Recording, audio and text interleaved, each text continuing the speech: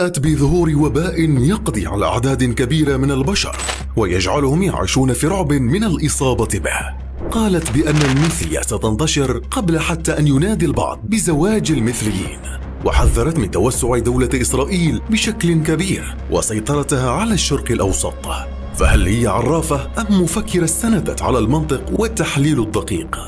مايا صبحي التي اختفت عن الأنظار فجأة، فمن هي؟ وما هو سر اختفائها المفاجئ؟ الدكتورة مايا صبحي ظهرت في العديد من اللقاءات التلفزيونية خلال أوائل عام 2013، ولكن تلك اللقاءات لم تكن عادية، حيث تحدثت عن الماسونية والأسرار الخفية للعالم، وجاءت بالعديد من النبوءات التي حدثت حتى بعد سنوات من اختفائها عن الأنظار. أوضحت مايا صبحي أنها دكتورة متخصصة في الفيزياء وتهتم بكثير من الأمور المتعلقة بمنظمة الماسونية.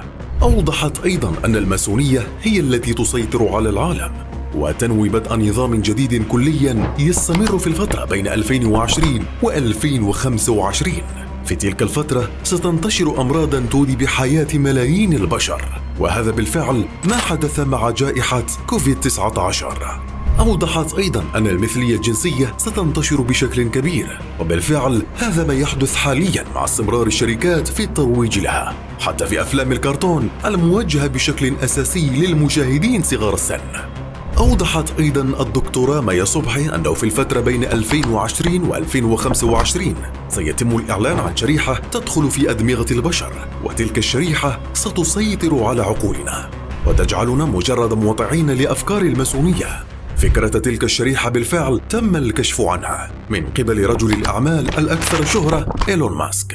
تلك كانت نبوءات مايا صبحي التي تحققت بالفعل على مدار ال5 سنوات الأخيرة، ولكن مايا صبحي كان لها بعض التنبؤات الأخرى والتي لم يتم تأكيدها حتى يومنا هذا. تنبأت مايا صبحي بحدوث حرب عالمية ثالثة، وأثناء تلك الحرب ستزداد سيطرة إسرائيل على الدول المحيطة بها وستتوسع بشكل كبير غير مسبوق.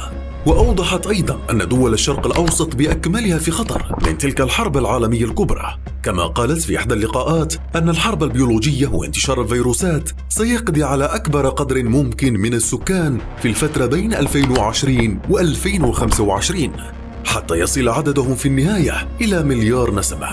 بهذا الرقم سيصبح من السهل عليهم السيطرة على البشر تحت حكومة واحدة وعملة واحدة وآراء وأفكار ثابتة لا تتغير.